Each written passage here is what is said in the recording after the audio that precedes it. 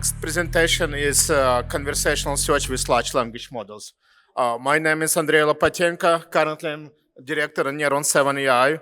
And basically, I'm talking about search. I'm in the field for 20 years. I started in early Google, built search for Google, for Apple, for Walmart Labs, eBay, and several other companies. There is a lot of hype about AI and search, as you know. Like, there are a lot of successful companies like Perplexity and many others. There is a lot of AI search. There is a lot of conversational search. What I believe makes conversational search and why it is different from a generic AI search. I believe to make a really good conversational search experience, it's very important to have long-term memory and multi-turn understanding. So typically, if you want to provide smooth experience, you must give to customers ability to not just one search query, but to ask several queries and clarify their query in terms of multi-turn experience. It's very important, not just if you go to e-commerce site, for example, and you can search products directly on real estate, what we built in Zillow. Also to give opportunity to ask generic questions to support their search, to support their decision making. Of course, it's important to provide natural language understanding such that customers can ask complicated queries.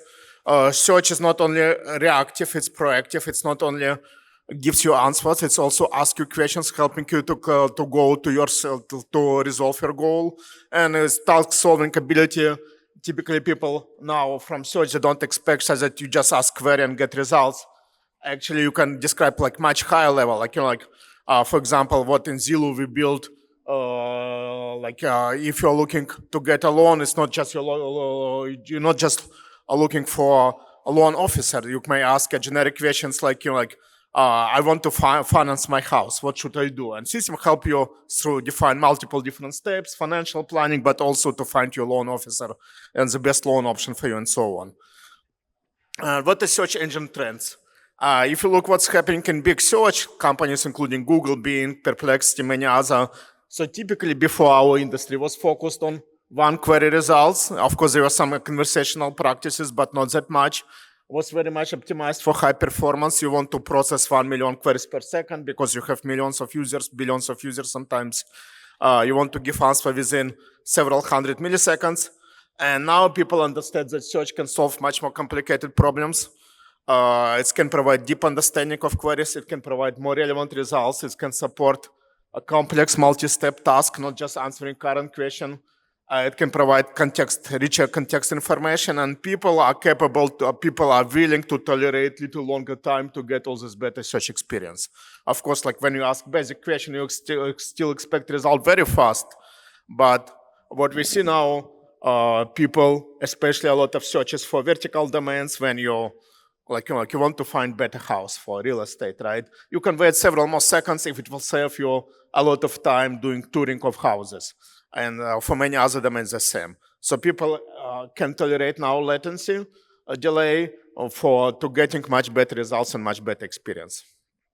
What I believe, what are fundamental, I would say, not model level, but more search component level, components which solve this. One is, of course, search clarification and query clarification, such that search system can understand and clarify your query when it's not clear. Deep query understanding still required. Semantic search, deeply understand your query. Better re-ranking, of course, is important. Summarizing at scale, so it's not only what results you found, how to present them, how to help your users to go through your search space.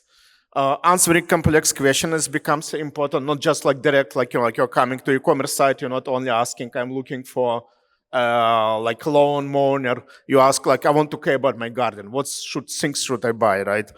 And also measuring evaluation is another important. So it's very short time. I have only 25 minutes. Each of these topics deserve 1 hour to go to technical details. So I give high level overview of some of them. Search clarification. Frequently you see when now a lot of RAG-based search architectures launch when people trying to create conversational search experience. Search clarification is frequently neglected, but it's a very important part of search experience. So from my experience building search engines for Walmart, eBay, in e-commerce, around 30% of search sessions, they actually involve one or another type of clarification. Frequently through navigational panel, it's just one type, but as you see, like for vertical domains search, clarification is very important and many users want to have it. And it significantly impacts also sessions. So when you see when people clarify query, actually sometimes it's double digits, or like in my experience I saw like up to 20% improvement in conversion if you make a good clarification, if you help people to find their searches, what they're looking for through clarifying, through more proactive system engagement. Actually it's very significant improvement in conversion and also engagement.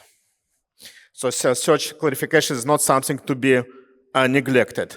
Like what's important, I saw some launches when people launch search clarification just asking LLM, please clarify this query. It does not work well. There are very different type of clarification needed, and you need to fine-tune system and fine-tune not only as fine-tuning of models, but design multiple different models to do them. Like, for example, and here give some papers which provide like what work was done, but there is like I will share at the end. There is my repository of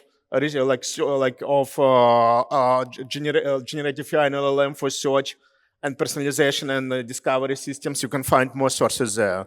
So there are very different type of clarification. One, when you ask a broad query. So, for example, you come to a e-commerce site and you ask shoes, right? Very generic query. System has to help you to drive. Are you care about this type of shoes or this type? It can be by gender, it can be by season, it can be by type of shoes, it can be by size, many other things. So broad queries, driving them to more narrow queries, like very good customer experience and also very big improvement in conversion. Because people now, they don't find something immediately, they go to your competitor website.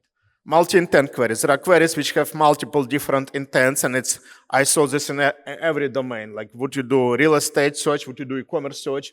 There are multiple different intents in the query. How to help users to provide information, what intent they're looking for. Another very important and requires special tuning of your clarification system. There are queries when it's very hard to understand what user wants, and clarifying what the real intent is another important. Query detalization, it's encouraging users to refine or elaborate queries, improve task alignment and conversion likelihood. And there are many different types of this query detalization. So for example, for e-commerce search, it can be about getting particular attribute about this item. For real estate search, what we've done in Zillow, it can be about more detailed information about your type of search for the house. And it's true, like in every vertical what I build, we always see it's like this query detalization helps a lot, but also it requires, don't expect, there are multiple different techniques, not just LLM on its own. Sometimes you need to analyze a set of documents returned, create clusters, drive users through them, or understand type of query, understand what typical attributes for this product, maybe many different techniques. So it requires building quite big stack, but big improvement in conversion and business impact and user impact. And there are also, like, for example, when you want to drive users to goals. So people come, let's say you're doing real estate financial search, right? And they want to get a loan. So it's like part of search to give them a loan offering, or loan officers is only part. How to drive them to task completion, decompose search into multiple different subparts. It's another big impact factor what makes much better search. Another important, of course, search clarification is how to estimate this. There are several techniques. There's a paper which estimates them offline, but of course, what you really care about, what you do real evaluation on search traffic. How frequently people your customers use clarifying elements. After using this element, does it improve final conversion? Does it improve final experience? Does it help them to resolve tasks? And so on. And so search clarification is big impact feature. So query understanding, next feature. Everyone is using now RAG type of solutions, and they're of course very powerful, but again, they don't solve all problems. And for frequently, if you want to make the best search experience, you build like what currently like keyword search or BM25 type of search. You still want to have a detailed understanding of query. You still have a traditional information retrieval items working together with embedding-based solution, but also retrieving a lot of information which frequently embedding representations don't catch.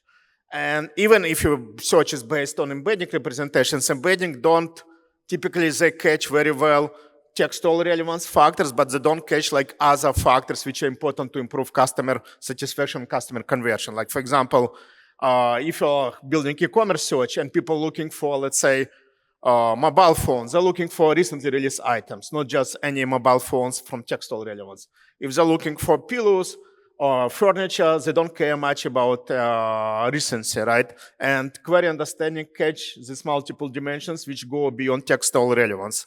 So there are a lot of factors which query understanding significantly improve experience of your customers. And currently, what big advantage of large language models now with LLMs, you can build query understanding much faster than it was even like 5-6 years ago when we built this like particularly trained NLP models. There are different types of NLP models. Takes quite a long time to build data set to train them. With LLMs, you can do much faster and frequently even better. What the challenges with LLM-based solutions for query understanding, of course, is high inference cost and latency, right? Because query understanding you want to run for almost every query, and assume you have a system which process sometimes in the peak load like 1 million queries per second.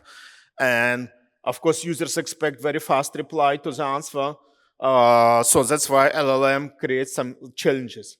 And what are good solutions? A multi-tiered approach, such that for simple queries, you have a certain simple NLP models which work much faster, much cheaper. You use LLM only when they don't work. Basically such tiered approach allows you to build, and then you can also create several different optimization layers. So for example, semantic caching, such that if you already understand this query, and then you can detect similar, like another query which is very similar to this, you already use this semantic representation, semantic cached representation. You don't need to run LLM again. There are multiple different optimization factors, and they're used quite actively to build efficient query understanding systems. And again, query understanding there are multiple different layers inside. Like for example, you want to semantically parse query. When people come and let's say you're a real estate search engine, so I'm looking for a house with 5 bedrooms closest to highway within half of hour driving distance from Seattle. You want to parse these chunks, understand size of the house, location, geographical location from the proximity to highway, semantic parsing. Generating query variants helps in many cases when you can create similar queries and use them for retrieval or like a generalized item. Like there are multiple different options how it can improve user experience. Long-term query rewriting for for queries which are very long, typically in sense of, and they go like very rarely made. How you can understand them and how you can find generalized queries. There are many other like options what you can do. Query classification, given a query to understand what like part of your catalog or what part of your item, right? What are hidden intents inside this query? Especially like, for example, if e-commerce frequently use hierarchical representation of all items, but there are many others, like it can be integrated with graph. Decomposition query into semantic chunks, detection of similar queries, and other very important techniques used for many types of building better search experience. For example, frequently use historical signals for queries, and you can do much better improvement by looking into similar queries. Embedding models. Of course, very important part of any search application is using embedding models, and typically you build embeddings and you use re-ranking.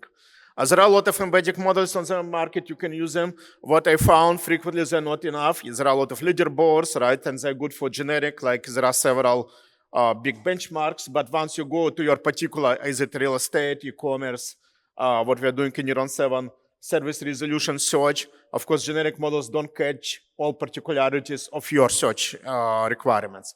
And for this, you need to build models which can understand, and you need to fine-tune models for this particular type of experience. And of course, embedding models training is quite big task, but it gives big benefits because once you have models tuned for your customers, tuned for your task, you can provide much better choice.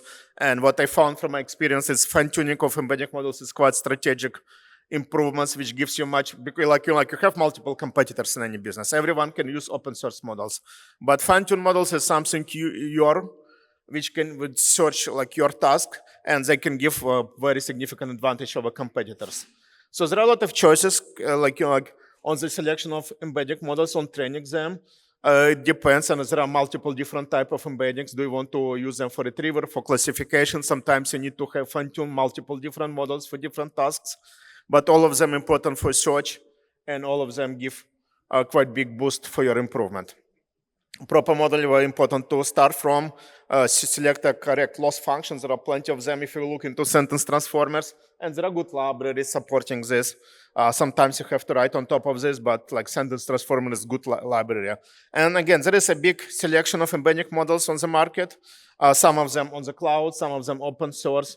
So there is quite a good way to start. And what important now, there are a lot of also like multilingual embedding and also the ranking models. So like if you consider 5-6 years ago, you want to build multilingual search, let's say you want to cover Japanese, German, Italian, other languages, it was very hard task, very little of models and LP models were available. Now there are a lot of very good multilingual models, which both embedding and ranking, which help you to build multilingual search. Typically, if you want to make a good search experience, you deploy multi-stage pipelines, right? Vector-based retrieval is good for fast retrieval, but then you want to rank for better relevance. And for this, you build re-ranking models on top of it. It's like when you're selecting a model for re-ranking, there are several factors to be considered. Of course, like as you see, there is a very big selection of models with different window size, with different parameter count. Of course, overall performance is important. Language coverage, as we described, multilingual search, re-ranking accuracy, and there are multiple different tasks you may use. Like, of course, textual re-ranking is the most important, but depends on your system. There are good models for code re-ranking, for tool retrieval, and so on. Like typically, you look for generic search benchmarks, like how model behave on BEAR. There is a good re-ranking leaderboard, kind of gives you a good idea generically how good this model is at high level. But then you want to test them on your task, of course. And re-rankers, again, they're kind of giving final word in your relevance. And you can tune them. And you use typically there are different ways. Of course, you can do offline relevance evaluation, but what really good signals are using your customer feedback and implicit feedback like clicks, after click behavior, refinement, abandonment, rent. You have to convert this to relevance factors and then tune your re-ranking model, which gives big advantage in relevance. And there are multiple different models available for re-ranking, both commercial and open source. So there are a lot of to use and start from. There is recently some hype about instruction re-rankers, such that you can give like to LLM additional instruction, please rate documents of this type higher. A lot of hype, but I find them not very useful because typical, like if you want to tune your re-ranking to your users, is like such kind of manual reference, this type of document is better, it does not work. You need to learn much more subtle signals, and for this fine-tune re-rankers, or also you deploy some more like conversion-oriented models on top of textual re-ranking. And second, actually, option works usually even better. And of course, like once you retrieve results, you want to summarize and represent them. Also frequently overlooked, but it's very like what I found, again, from my experience in real estate, e-commerce, and other searches, even long time in Google before LLM, like representation of results can significantly change customer conversion, customer satisfaction, how many results are used. And now with LLMs, there are even more factors. You can, of course, much more improve representation, but there are much more risk because of hallucinations and other factors, right? And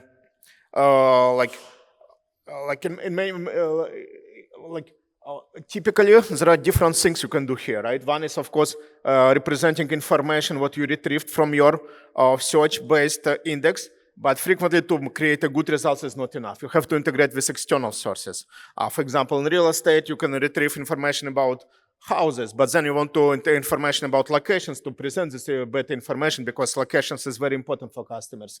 There are other also information, not just about locations, but about, like, let's say, for real estate crime level or air pollution or something else, right? And the same for e-commerce or anything else. There are a lot of additional information which you want to enhance your set beyond what was retrieved by your RAG-based architecture, and it helps to create much better representation to the customers and improve their search experience.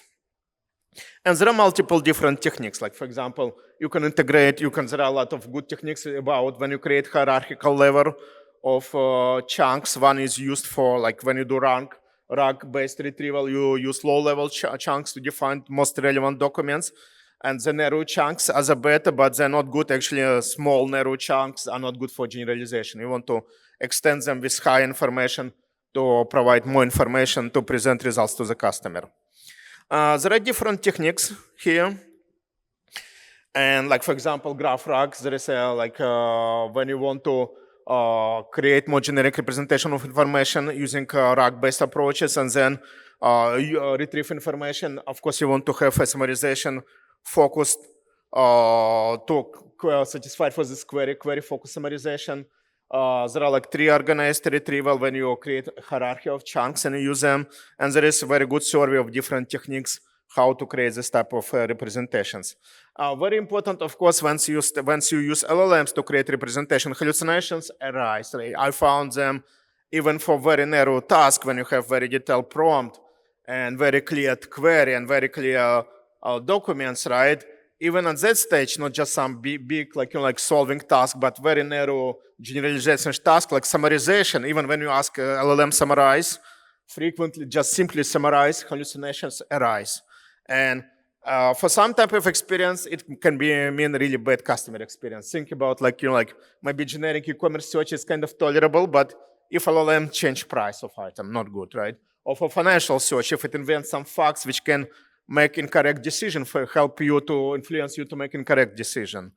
And what I found for some type of building LLM-based conversational search, hallucination creates very high risks, and there are several different techniques how to do it. There is pretty good paper from Google DeepMind, safe, and actually it's from DeepMind, but it's very easy to implement this technique. So you basically use LLM to decompose generated text into atomic chunks, so it's really like kind of syntactic processing of the text. But then you verify every fact of this text versus your database, versus your index. And what's good here, you can also like understand by type of the chunk, like here you can tolerate some hallucination, at least you don't need so strict verification. Here is financial information or some compliance information, you need very strong verification. And there are other techniques, pretty good paper from Amazon about how they do. So it's important hallucination avoidance when you create conversational search discussions. So we're close to the end, and I wanted to emphasize, maybe remember one of the first slides, there are many other big important topics. So deep research, I see is coming, not only will be like for companies like OpenAI, but actually when customers want to buy something from you, right? Or make some transaction or do some booking, just direct search is part of this. They want to do research. Frequently now they leave your system, go to Google and then leave this, and having deep research on your side will be something important, and this is one of the next parts of conversational search is having deep research as a part of search.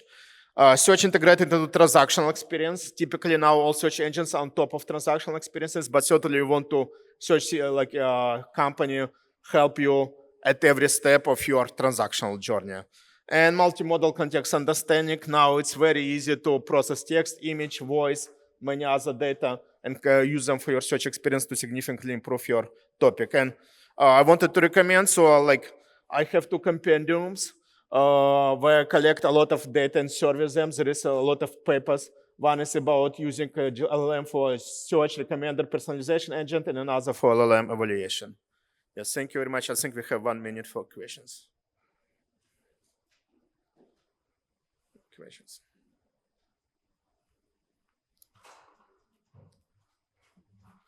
Thank you very much.